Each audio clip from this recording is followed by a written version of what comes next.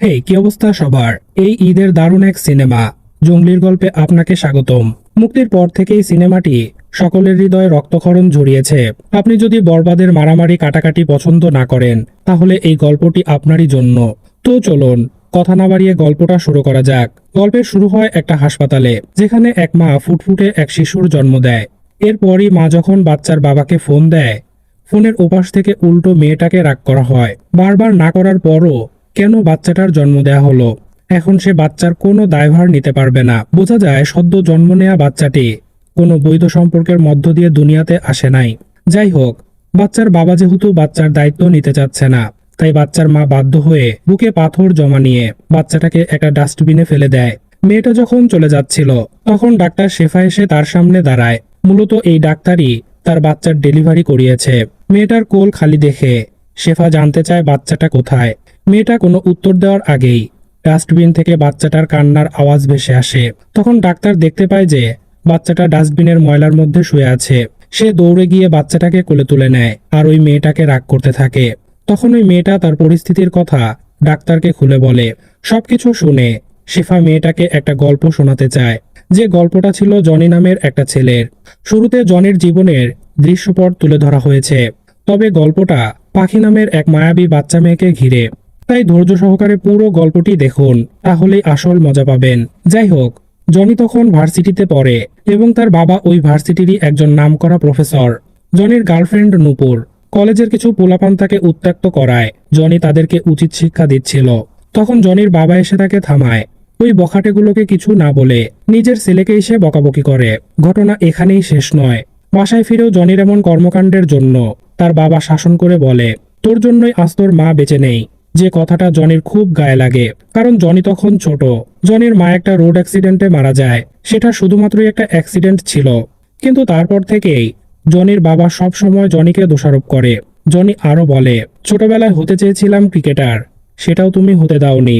মায়ের মৃত্যুকে ইস্যু করে সব সময় তোমার আদর থেকে আমাকে বঞ্চিত করেছো। তোমার মতো বাবা এই পৃথিবীতে আর কারো জীবনে যেন না আসে। পরদিন ভার্সিটিতে আসার পর জনি মন খারাপ করে বসেছিল।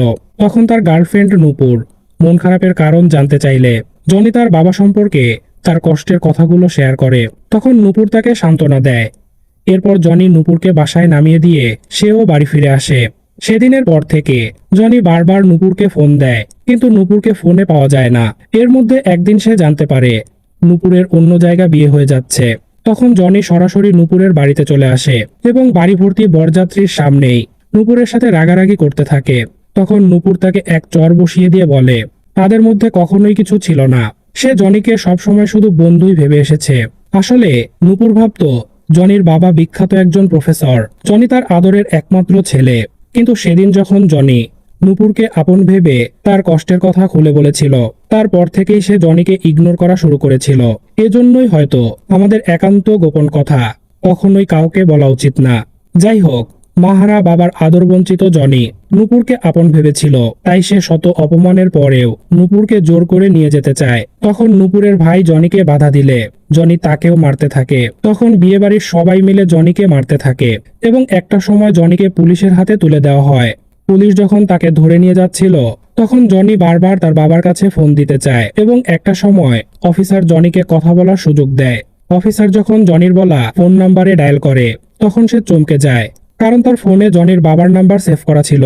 অফিসার বুঝতে পারে জনি স্বনামধন্য একজন প্রফেসরের ছেলে। জনি ফোনে তার বাবা নূপুরের কথা জানালে তার বাবা জনিকেই রাগ করে। তার পুলিশ অফিসারকে বলে, আমি জনি নামে কাউকে চিনি না, আর জনিকে বলে দেয় সে যেন আর তাকে ফোন না করে।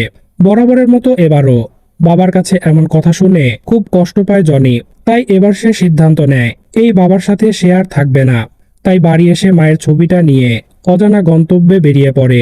দৃশ্যপট শেফার কাছে আসে। সদ্য বাচ্চা জন্ম দেয়া সেই মা জিজ্ঞেস করে, এইভাবে একটা মানুষের জীবন নষ্ট হয়ে গেল? তখন শেফা জানায়, নষ্ট হতো যদি তার জীবনে পাখি না আসতো। দৃশ্যপট আবারও জনির গল্পে। এবার দেখা যায় পাখি নামের এক মিষ্টি মেয়েকে, যে পাখিকে নিয়েই মূলত জঙ্গলি সিনেমা। এই পাখি মেয়েটাও ছিল অনাথ। বাবা মায়ের সংসারে বনিবনা হতো না। তখন তারা নিজেদের সমস্যা নিয়ে আদালতে আসে।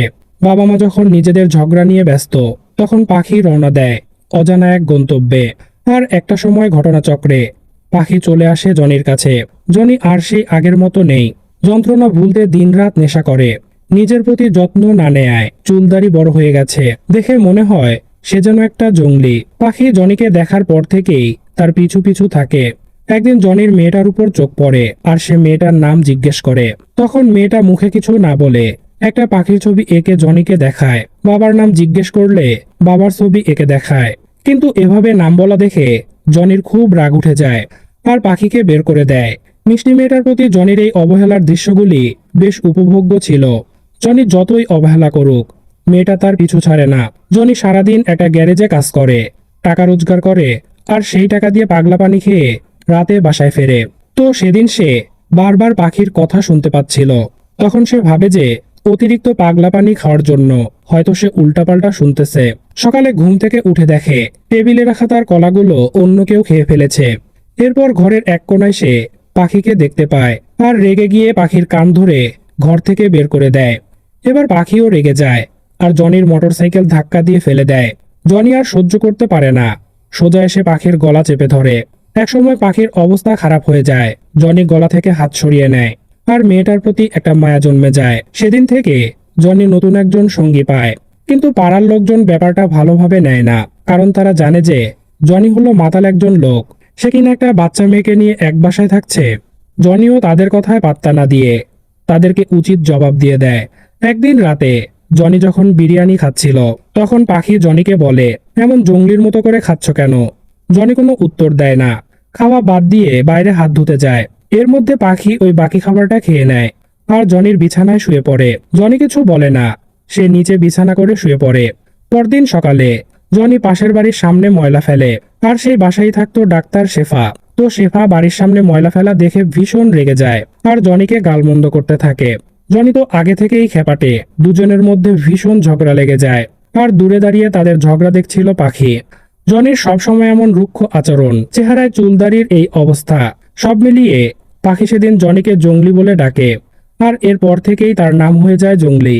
যেহেতু পাখি জনিকে জঙ্গলি বলে ডাকছে, তাই এখন থেকে আমরাও জনিকে জঙ্গলিই বলবো। তো সেদিন জঙ্গলির মৃত মায়ের জন্মদিন ছিল। জঙ্গলি তার মায়ের জন্মদিন পালন করে, যা দেখে পাখি জঙ্গলিকে অনেক কথা জিজ্ঞেস করে। আর মা বাবা হারা দুই অনাথের মধ্যে জীবনের অনেক আবেগী কথা হয়। জঙ্গলি বলে, বাবা মনে করে আমার জন্যই মা মারা গেছে, কিন্তু ওইটা ছিল একটা অ্যাক্সিডেন্ট। ছোটবেলা থেকেই আমি আমার মায়ের আদর পাইনি। পাখি জানায়, আমার বাবা মা তো থেকেও নেই, দুজনের কেউই আমাকে চায় না, দুজনেই আমাকে নিয়ে শুধু ঝগড়া করে। এরপর একদিন পাখি জঙ্গলির মায়ের ছবি মুছতে গেলে হাত থেকে পড়ে গিয়ে ছবিটা ভেঙে যায়, যে কারণে জঙ্গলি পাখির উপর প্রচুর রাগ করে আর পাখিকে অনেক দূরে গিয়ে রেখে আসে। কিন্তু তাতেও তার রাগ কম ছিল না। সে যে গ্যারেজে কাজ করে সেখানে গিয়েও রাগ দেখায় সে, তাই গ্যারেজের মালিক তাকে গ্যারেজ থেকে বের করে দেয়। আসলে পাখিকে দূরে রেখে এসেও মনে শান্তি পাচ্ছিল না জঙ্গলি। রাতে স্বপ্নের মধ্যে পাখিকে অ্যাক্সিডেন্ট করা দেখতে পায় সে আর তার ঘুম ভেঙে যায়। তখন বাইরে খুব ঝড় বৃষ্টি হচ্ছিল, ঝোড়ো বাতাসে রুমের সব কাগজপত্র উড়ছিল। উড়ন্ত সেই কাগজে পাখির আঁকা একটা ছবি দেখতে পায় জঙ্গলি। ছবিটা ছিল এমন, জঙ্গলি ছিল সুপারম্যান, তার পিঠে চড়ে উড়ে বেড়াচ্ছে পাখি। পাখির আঁকা এই ছবি দেখে ইমোশনাল হয়ে পড়ে জঙ্গলি আর ঝড় বৃষ্টির মধ্যেই পাখিকে খুঁজতে বেরিয়ে পড়ে। খুঁজতে খুঁজতে সে দেখতে পায় বৃষ্টিতে ভিজে একটা গাছের নিচে অজ্ঞান হয়ে পড়ে আছে পাখি। জঙ্গলি দ্রুত তাকে নিয়ে হাসপাতালে চলে যায়। এবার সেই হাসপাতালের ডাক্তার শেফা। শেফা দ্রুত পাখিকে জরুরি বিভাগে নিয়ে যায় আর জঙ্গলি বাইরে অপেক্ষা করতে থাকে। ধীরে ধীরে সুস্থ হয় পাখি। সেদিন শেফা জঙ্গলিকে যতটা খারাপ ভেবেছিল, আজ তার মানসিকতা দেখে ততটা খারাপ মনে হয় না তার। তাই সে জঙ্গলির সাথে ভালোভাবে কথা বলে। তখন কথার মাঝে শেফা জানতে পারে পাখি আসলে জঙ্গলির মেয়ে না। এটা শুনে শেফা জঙ্গলির উপর রাগ দেখায়। সে কেন এখনো পাখির বাবা মায়ের খোঁজ করে নাই এবং রাগ করে পাখিকে দেখার জন্য ভেতরে ঢুকতে বারণ করে দেয়। তারপরও পাখিকে দেখতে ভেতরে ঢুকে জঙ্গলি। তখন পাখি জানায়, ডাক্তার ম্যাম বলছে আমাকে বাবা মার কাছে নিয়ে যাবে, কিন্তু বাবা মা তো আমাকে চায় না। আচ্ছা, তুমি কি আমার বাবা হবে? জঙ্গলির চোখে পানি চলে আসে আর পাখিকে বলে আজ থেকে সেই তার বাবা। এ সময় ডাক্তার শেফা এসে জঙ্গলিকে বলে, আপনি এখানে কেন? জঙ্গলি বলে যে বাবা তার মেয়ের পাশে থাকতেই পারে। এটা শুনে ডাক্তার জিজ্ঞেস করে, তা আপনি কিভাবে বাবা হলেন? জঙ্গলি জানায়, আত্মার বন্ধনে। শুধু জন্ম দিলে বাবা মা হওয়া যায় না, আত্মার বন্ধনও লাগে। আমার আর পাখির মাঝে আত্মার বন্ধন ঘটেছে, তাই আমরা এখন বাবা মেয়ে, আমাদের কেউ আলাদা করতে পারবে না। কথাটা শুনে মুগ্ধ হয় শেফা। এবার থেকে জংলি পাখির টেক কেয়ার করতে থাকে, যেমনটা একজন বাবা মেয়ের জন্য করে। আর প্রতিবেশী শেফা বাবা মেয়ের এই সম্পর্ক দেখে দিন দিন জংলির উপর ইমপ্রেস হতে থাকে। পাখি বুঝতে পারে শেফা তার বাবাকে পছন্দ করে, তাই সে বাবার সাথে জংলির জোড়া লাগানোর ফন্দি করতে থাকে। একদিন জংলি পাখিকে স্কুলে ভর্তি করাতে গেলে সেখানে মায়ের নাম হিসেবে পাখি শেফার নামই বলে ফেলে। কিন্তু এর মধ্যে একদিন শেফাকে পাত্রপক্ষ দেখতে আসে, কিন্তু পাখি কি আর তা হতে দিবে? সে শেফাদের বাড়িতে সবকিছু লন্ডভন্ড করে দেয়। পাখি সোজা গিয়ে সবার সামনেই শেফাকে আম্মু বলে ডাকতে থাকে, যেটা দেখে পাত্রপক্ষ অবাক হয়ে যায় আর বিয়ে ভেঙে দিয়ে চলে যায়। এরপর পাখি ব্যাপারটা জংলিকে বললে জংলি তার উপরও রেগে যায়। পাখিও বলে দেয়, আমার শেফাকেই লাগবে, আমি তাকেই মা ডাকবো। তখন জংলি অনেক বকা দেয় পাখিকে। ওদিকে পাখিকে বকা দেয় শেফা এসে জংলিকে অনেক জ্ঞানের কথা শোনায় আর জনির প্রতি তার ভালোবাসার কথা জানিয়ে দেয়। কিন্তু জনি শেফার সেই ভালোবাসা গ্রহণ করতে চায় না, কারণ আজ অব্দি জনি সুখের দেখা পায়নি। যাকে আপন ভেবেছে সেই তাকে ছেড়ে দূরে চলে গেছে, তাই নতুন করে আর ভালোবাসায় জড়াতে চায় না সে। তো জংলি শেফাকে না করায় শেফা সোজা বাড়ি চলে আসে আর কান্না করতে থাকে। তখন তার দাদি এসে তাকে বোঝায় একদিন জনি ঠিকই তাকে বুঝতে পারবে। এর মধ্যেই একদিন জংলি স্কুলে পাখিকে নিতে আসে এবং দেখে যে পাখি স্কুলে নেই। দারোয়ান জানায় অনেক আগে সে বেরিয়ে গেছে। তখন জংলি হন্য হয়ে পাখিকে খুঁজতে থাকে। অনেক খোঁজাখুঁজির পর শেফার কাছে পাখিকে পায় সে। তখন জংলি শেফার উপর রাগ দেখায়, কিন্তু পাখি জানায় আমি তোমার জন্যই তো দাঁড়িয়েছিলাম, তুমি আসলে না, তাই শেফা মামুনি আমাকে নিয়ে এসেছে। কথাগুলো শুনে জংলি শেফাকে সরি বলে। তখন শেফা জানায় মা হলে যা করতো আমি তো সেটাই করেছি। শেফার এই কথাগুলোতে মুগ্ধ হয় জংলি। এ সময় ছোট্ট একটা দৃশ্যে দেখা যায় দূর থেকে কেউ তাদেরকে দেখছে। সেটা কে তা আমরা একটু পরই জানতে পারবো। যাই হোক, একদিন ছোট্ট পাখিকে একটা লোক ব্যাড টাচ করে বসে, যা শুনে জংলির রক্ত গরম হয়ে যায়। আর পাখিকে সাথে নিয়ে তাদেরকে প্রচুর পেটায় জংলি আর সবাইকে মেরে বাড়িতে আগুন লাগিয়ে দেয়। তারপর মেয়েকে কাঁধে তুলে নিয়ে চলে আসে, সবাইকে বুঝিয়ে দেয় তার মেয়েকে কিছু বলার পরিণাম কেমন হতে পারে। ওদিকে সেদিন যে দূর থেকে একটা লোককে ফলো করতে দেখা যায়, সে ছিল একজন সাংবাদিক, পাখির বাবা, যাকে পাখিকে খুঁজে বের করার দায়িত্ব দিয়েছিল এবং সে পাখির খোঁজ পেয়ে যায়। একদিন পাখি হঠাৎ অসুস্থ হয়ে পড়ে। তখন শেফা পাখিকে দেখে বলে ওর আরো কিছু টেস্ট করাতে হবে, আর এই টেস্টগুলো ঢাকায় করাতে হবে, কারণ এখানে করার কোনো ব্যবস্থা নেই। তাই জংলি পাখিকে নিয়ে চলে আসে ঢাকায়।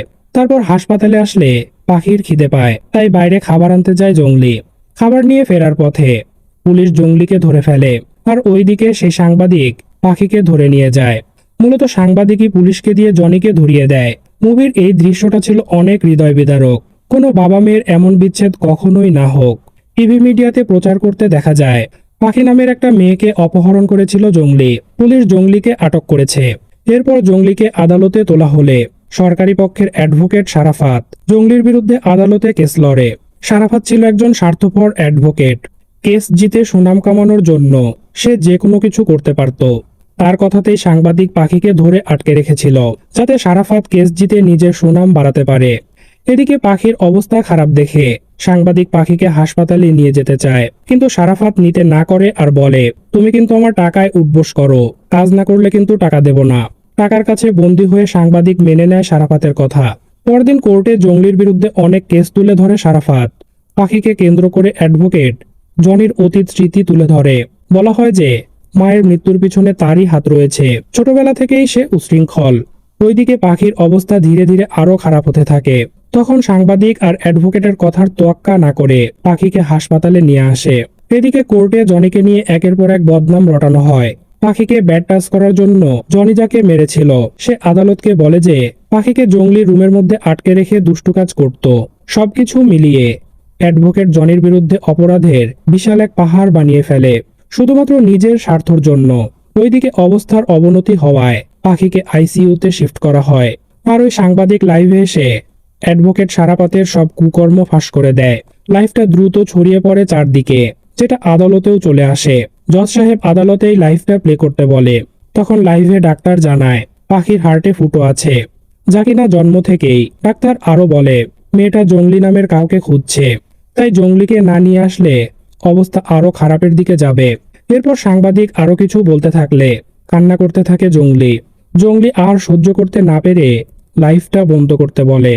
আর আদালতের কাছে পাখিকে নিয়ে অতীতের কথা বলে, যে কথাগুলো বাস্তব অর্থেই সবার চোখে পানি নিয়ে আসে। একসময় জনি আদালতের কাছে হাত জোর করে বলতে থাকে, পাখির কাছে একবার যাওয়ার জন্য অনুমতি দিন। জজ সাহেব জনির সব কথা শুনে তাকে মুক্ত করে দেয়। তখন জনি দৌড়ে চলে আসে হাসপাতালে। এরপর পাখির পাশে বসে বলতে থাকে, তোর জঙ্গলি এসেছে, চল ঘুরতে যাব। জনি পাখির প্রিয় একটা কবিতা বলতে থাকে। পাখি বিড়বিড় করে কবিতা বলতে বলতে মৃত্যুর কোলে ঢলে পড়ে। আরো একবার একা হয়ে যায় জঙ্গলি। জনি কোলে করে পাখিকে হাসপাতাল থেকে বের করে নিয়ে আসে। পাখির জন্য কাঁদতে থাকে সবাই। এরপর পাখিকে কবর দেয়া হয়। আবার সেই কবর খুঁড়ে পাখিকে বের করতে থাকে জঙ্গলি। যে দৃশ্যটা সহ্য করার মতো ছিল না। একজন বাবা তার মেয়ের অকাল মৃত্যু কখনোই মেনে নিতে পারে না। শেফা ওই মায়ের কাছে জঙ্গলির গল্প বলা শেষ করে। তখন সেই মেয়েটা জঙ্গলির বর্তমান খোঁজ জানতে চাইলে তাকে জঙ্গলির কাছে নিয়ে যায় শেফা। দেখা যায় জঙ্গলি এক গাদা বাচ্চাকে নিয়ে বেঁচে আছে। জনি ওই মেয়েটার কোলের বাচ্চাকে দেখে বলে, ওকে কি এখানে রেখে যাবেন? তখন ওই মেয়েটা জানায়, না, ওর মাও আমি আর বাবাও আমিই হব। এরপর জনি নাম কি রাখবে জিজ্ঞেস করলে মা বলে পাখি। তখন জনি ইমোশনাল হয়ে পড়ে, আবার খুশিও হয়। আর এখানেই শেষ হয় মায়াভরা জঙ্গলি সিনেমার গল্প। সম্পর্ক শব্দটার অর্থ অনেক গভীর, তবে সম্পর্ক রক্তের হলেই গভীর হয় না। কখনো কখনো দূরের মানুষও হয়ে ওঠে অতি কাছের। ভালো থাকুক, অটুট থাকুক পৃথিবীর সকল সুন্দর সম্পর্কগুলো। গল্পটা সম্পর্কে আপনার মতামত জানাতে ভুলবেন না। এবার ঈদে আপনার কাছে কোন সিনেমাটি সেরা মনে হয়েছে, বরবাদ নাকি জঙ্গলি? আজ বিদায় নিচ্ছি। আল্লাহ হাফেজ।